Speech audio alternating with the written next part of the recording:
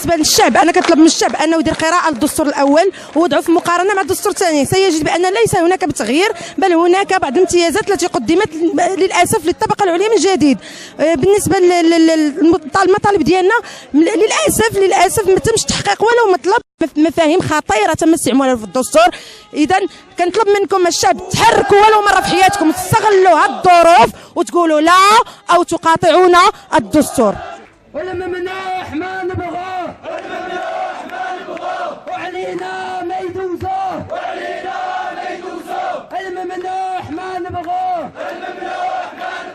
وعلينا ما يدوزوه،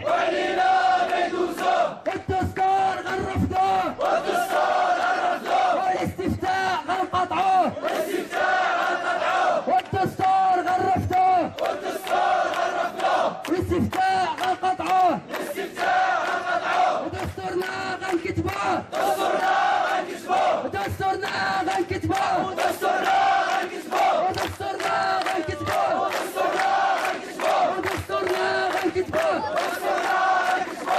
والمسيره كيف تتشوفوا انها تتعبر تعبير واضح بالنسبه لولاد الشعب على رفضهم للدستور الممنوح، على رفضهم للدستور اللا ديمقراطي، على رفضهم للدستور اللي جاب شكل فوقي بدون اشراك الجماهير. وكيف نردوا جميع مع الشعار اللي ديال المسيره لا للدساتير في غياب الجماهير.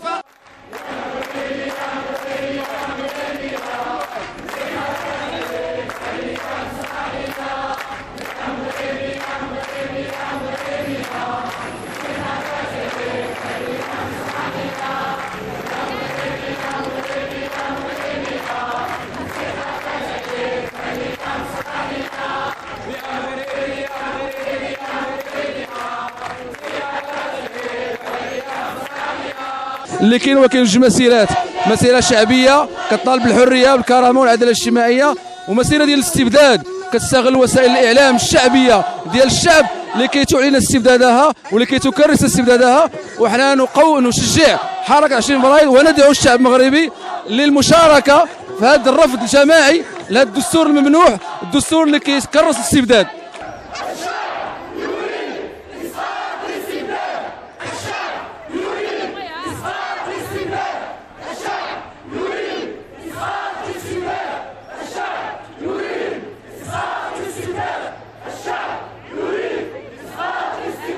وحنا راحنا مظلومين وهذا الشيء راه ما قابلينوش ولا للدستور، وحنا راه كنضيعوا كشباب. فيف لو ماروك ولا للدستور.